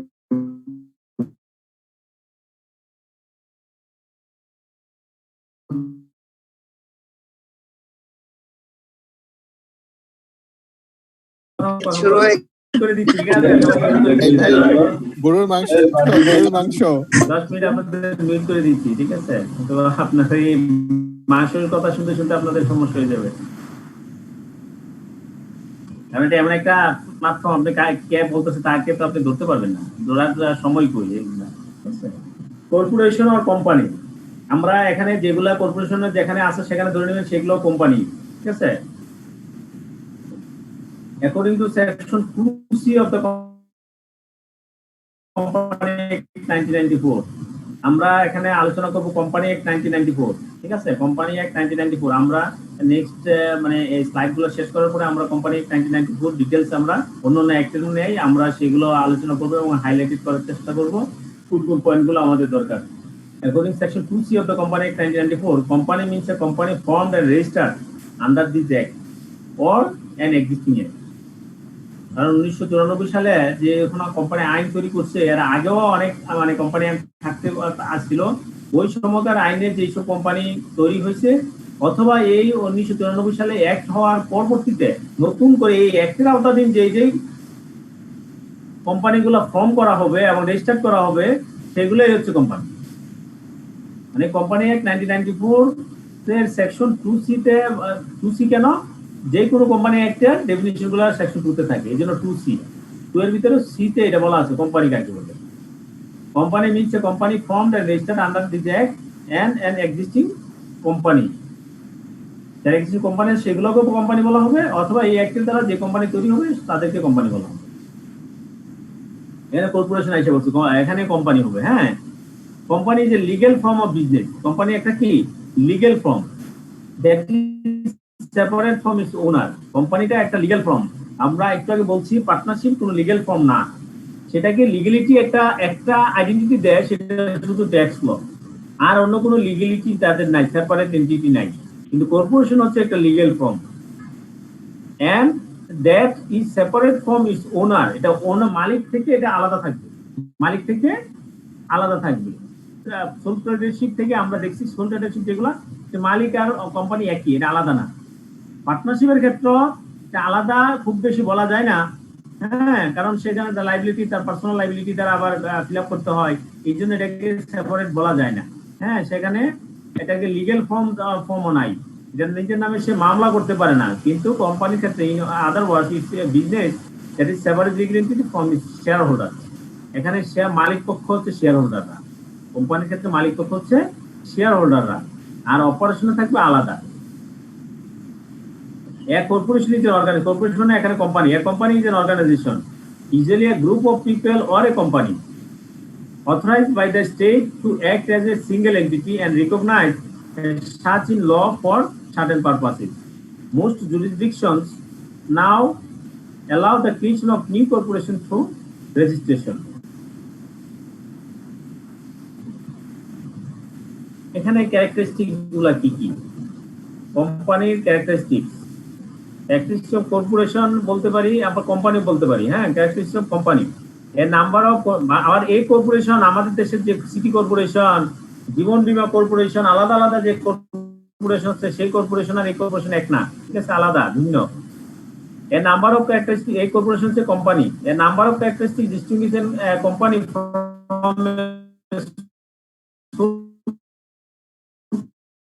প্রপার্টনারশিপ অর পার্টনারশিপ। বৈশিষ্ট্যগুলো নিম্নরূপ, যেমন এখানে সেপারেট লিগ্যাল এন্টিটি থাকবে, limited liability, separate legal entity, corporation is considered as a separate legal entity. Conducting business in its own name, therefore corporations can own property, enter into binding contract, borrow money, sue and be sued, and pay tax.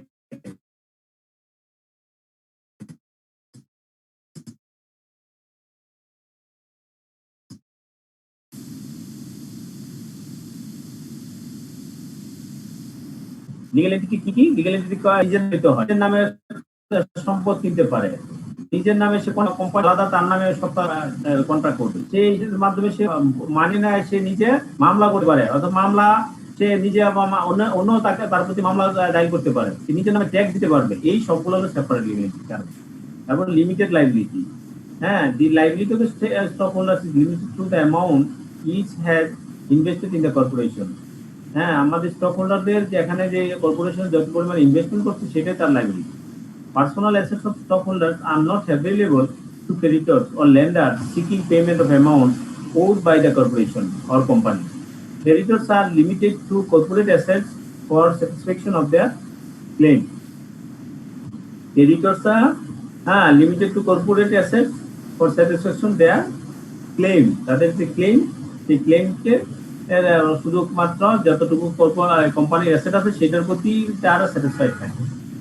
এই হচ্ছে limited লাইবিলিটির কারণে। Limited লাইবিলিটির কারণে personal অ্যাসেটটা stock হোল্ডারদের, এটা ক্রেডিটরকে অথবা লেন্ডারকে দিতে হবে না, আর ক্রেডিটরও এই দিয়ে সন্তুষ্ট থাকে যে তার যে পরিমাণ অ্যাসেট আছে সেই অ্যাসেটে আমার claim. Then perpetual succession. Perpetual succession as a company যেহেতু আর corporation is own by stock holder, যেহেতু এটার মালিক হচ্ছে স্টক হোল্ডাররা, ম্যানেজ বাই দ্য এমপ্লয়ি এটা ম্যানেজ করে, দ্য সেল অফ স্টক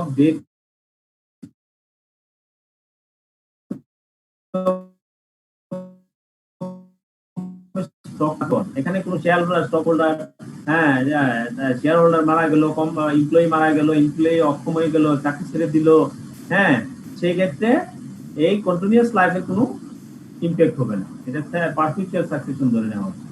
এই হচ্ছে কোম্পানি।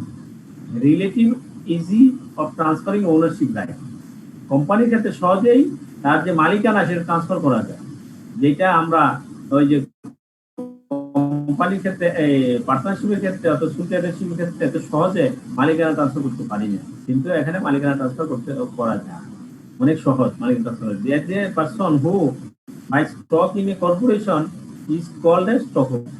ঠিক আছে, একটা কোম্পানির যে স্টক কিনে সেই stock holder. And receives a stock certificate, আগে যে সার্টিফিকেট ছিল ওইটাকে স্টক সার্টিফিকেট বলা হচ্ছে।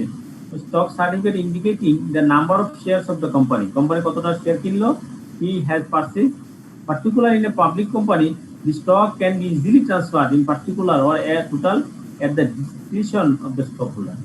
ঠিক আছে, বলতেছে যে আপনার ওনারশিপ ট্রান্সফার করা, ওনারশিপের যে মালিকানা সেটা ট্রান্সফার করা খুব সহজ, হ্যাঁ, কোম্পানির ক্ষেত্রে, কিন্তু তার চেয়েও সবচেয়ে বেশি সহজ হচ্ছে পাবলিক কোম্পানির ক্ষেত্রে। পাবলিক কোম্পানির ক্ষেত্রে ট্রান্সফার করা কোনো ব্যাপারই না, আপনি শেয়ার মার্কেটে যাবেন, হ্যাঁ, আমি এইটা সেল করবো, রেট বসাইছেন, হ্যাঁ, কোড প্রাইস দিয়ে দিলে অটোমেটিক্যালি আরেকজন আসছে, তার একটা আস্কিং প্রাইস আছে, হ্যাঁ, তারপরে এই প্রাইস অটোমেটিক্যালি এটা সেল হয়ে যাবে। দেন হচ্ছে প্রফেশনাল ম্যানেজমেন্ট।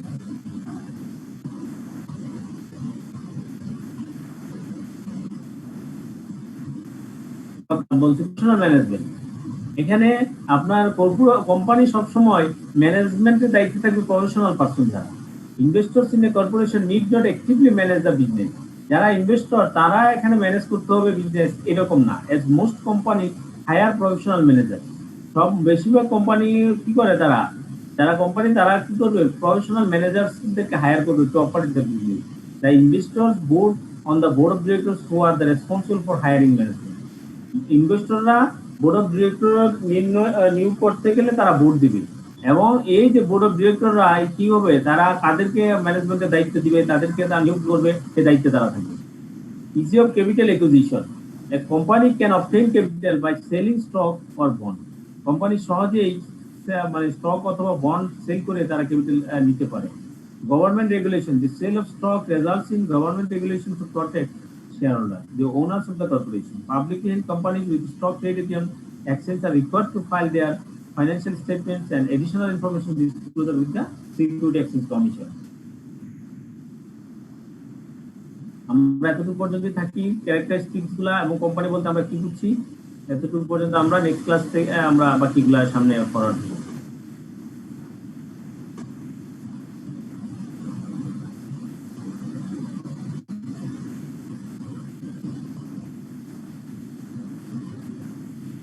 তাহলে আমরা কোম্পানি বলতে কি বুঝছি?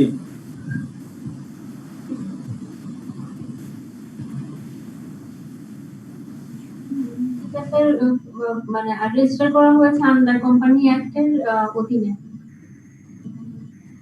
কোম্পানি অ্যাক্ট অনুযায়ী অথবা এক্সিস্টিং কোম্পানি যারা আছে সেগুলোকে কোম্পানি বলা হবে। ঠিক আছে, ওই অ্যাক্টে বলা আছে। A company is an artificial person, sir. হ্যাঁ, Created by law. হ্যাঁ, ভালো কথা। নতুন করা কিন্তু এটা কিন্তু আমরা এখানে বলি নাই। দেন আরো বলেন। With a perpetual succession in common seal. কিন্তু আমরা ক্যারেক্টারিস্টিক দিতে বলতেছি, এর আগে বলেন। স্যার আর মনে নাই স্যার। প্রথমেই বলবেন যেটা হচ্ছে legal form of business. Sir এই লাইনটা অবশ্যই লিখবেন। A company is a legal form of business that is separate from its owner. That is separate from owners. কোম্পানির ক্ষেত্রে যদি ওনার থেকে সেপারেট না হয় তাহলে কিন্তু এটা কোম্পানি হয় না। Company is a legal form of business that is separate from its ওনার। ঠিক আছে, এবার একজন বলেন, অন্যরা বলেন পার্টিসিপেশন বাড়ান। পার্টিসিপেশন তো লোক কম, এত কম কেন? স্যার শেয়ার বাজারে যেসব কোম্পানির থাকে ওগুলাই কি কোম্পানি?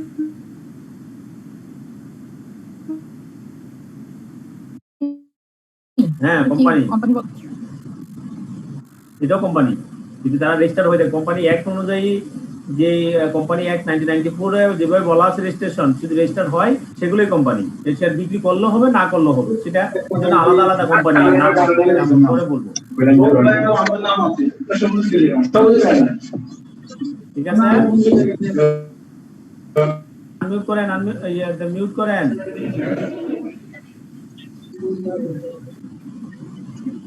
ক্লিয়ার আপনি? স্যার 94 এর আগে যেগুলা ওগুলা কোম্পানি আন্ডারে আসবে না?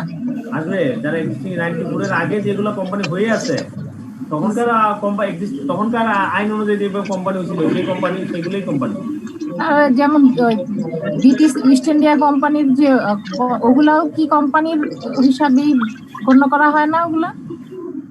হ্যাঁ, ওই তখনকার সময় সেই কোম্পানি অনুযায়ী ছিল, সেগুলো কোম্পানিতে থাকবে। এমডি আদম ভাইয়া মানে এখান থেকে নয়েজ আসছে, প্লিজ আপনি এটা মিউট করে দেন। ঠিক আছে, জি স্যার। কারণ 94 আগে যে কোম্পানি হয়েছে না, সেগুলো তো কোম্পানি। তখনকার যে আইন ছিল ওই আইন অনুযায়ী হয়েছে। 94 আগে ছিল স্যার 1913 সালের কোম্পানি আইন।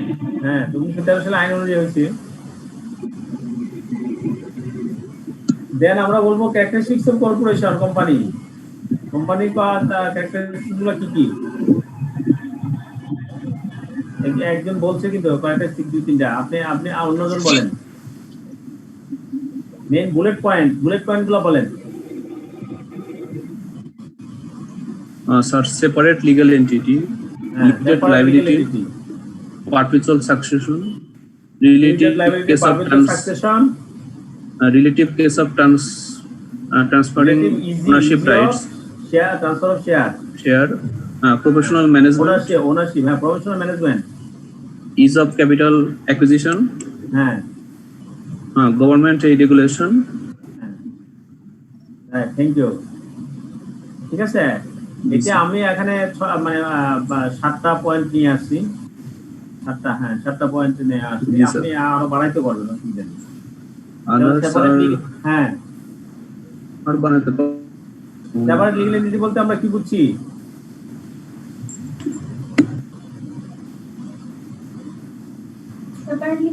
মানে কোনো ব্যক্তি বিশেষকে বোঝায় না বা কোনো প্রতিষ্ঠান থেকে ব্যক্তির স্বতন্ত্র থাকবে, আলাদা আলাদা। সে নিজের নামে সবকিছু করতে পারবে। কি কি করতে পারবে বলেন তো? আলাদা মামলা করতে পারবে, কারো কাছ থেকে পাওনা থাকলে সেটা আদায় করতে পারবে,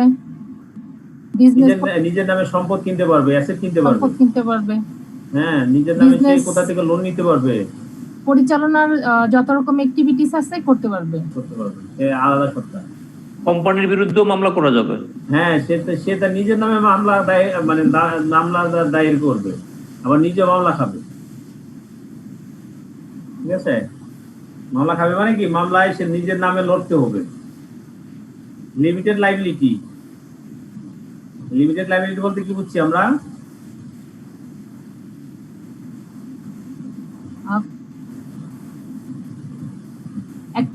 একজন পারসন যতটুকু শেয়ার কিনে, ইনভেস্টমেন্ট যতটুকু, আমি শেয়ারে যাচ্ছি না, আমি শেয়ার বাদ দিয়ে আমি যদি বলি কোম্পানিতে যতটুকু ইনভেস্টমেন্ট ততটুকু পর্যন্ত তার লাইবিলিটি, সে রেশিও অনুযায়ী সে লাইবিলিটি ততটুকু পর্যন্ত। রেশিও আমরা বলবো না, মানে ওই যে পরিমাণ ইনভেস্ট করছে এই পরিমাণই তার লাইবিলিটি, এর উপরে আর লাইবিলিটি নেই।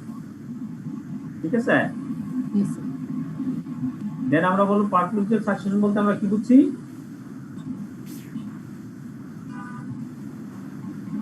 পারপিচুয়াল সাকসেশন হচ্ছে স্যার সাকসেশনের একটা কন্টিনিউয়েশন, এর ধারাবাহিকতা থাকবে, উত্তরাধিকার থাকবে, কোম্পানি মানে চলতে থাকবে আর কি, কোম্পানি চলতে থাকবে, রানিং হতেই থাকবে।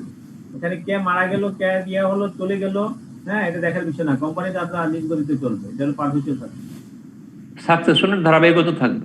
হ্যাঁ, দেন বলছি আমরা relative easy of transferring ownership right, এর মানে কি?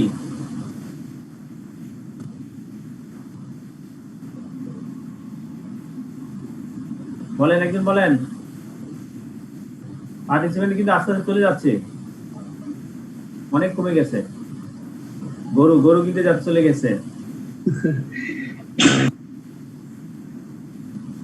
Relative easy of transferring ownership share মানে কি? রাইটস কি? এটা সহজে কি করা যাবে? ওনারশিপটা ট্রান্সফার করা যায়, সহজেই ওনারশিপটা ট্রান্সফার করা যায়।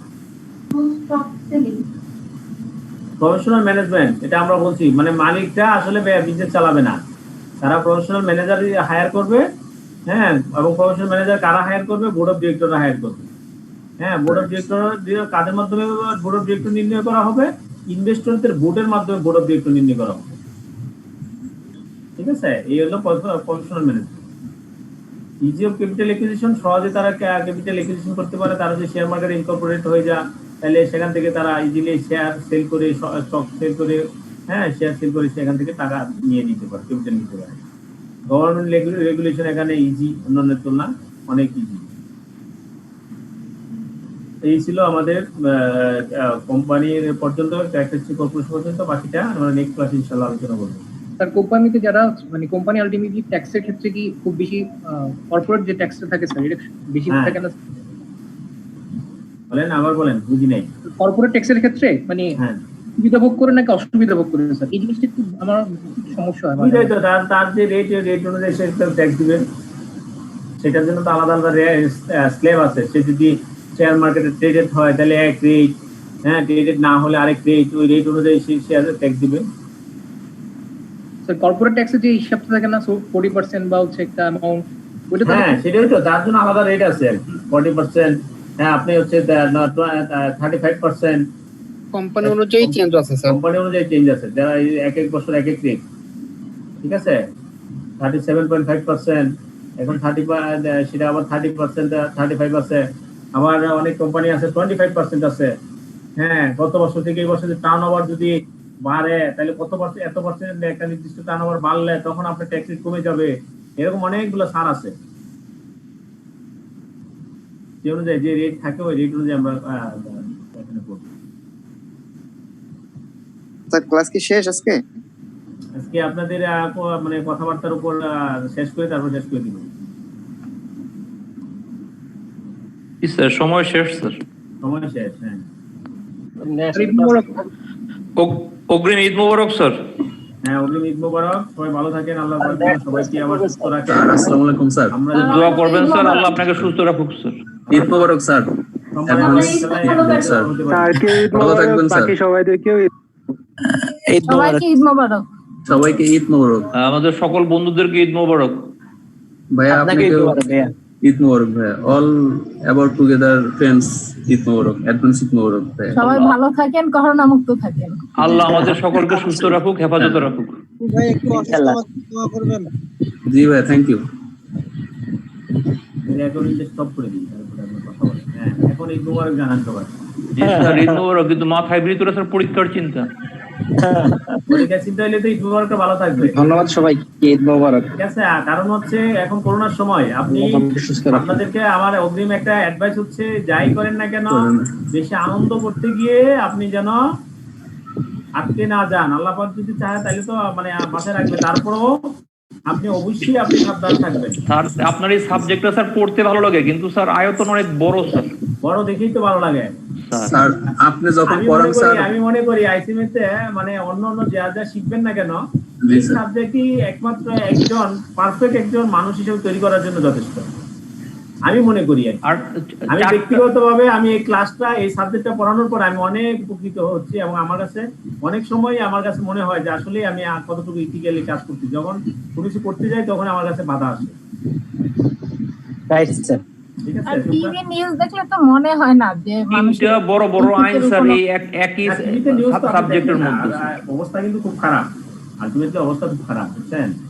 যারা ডাক্তার, আমার ফ্যামিলিতে দুজন ডাক্তার আছে, তো আমি জানি, এবং ওনারা যা মানে ডাক্তার যা বলতেছে এবং যে পরিমাণ কষ্ট তারা করতেছে, আমার মানে আমার ছোট ভাই যে একটু আরামে আছে এখনো পর্যন্ত, ঈদের পর থেকে একটু কষ্ট পাবে। আমার ওয়াইফের বড় ভাই যে সে খুবই কষ্টে আছে, এত চাপ, এত কাজ করতেছে, এবং করোনা ইউনিটে তার ডিউটি করতেছে, কত কিছু করতেছে, কিন্তু মানে সে যে বলে যে কিছু করোনা অবস্থা মানে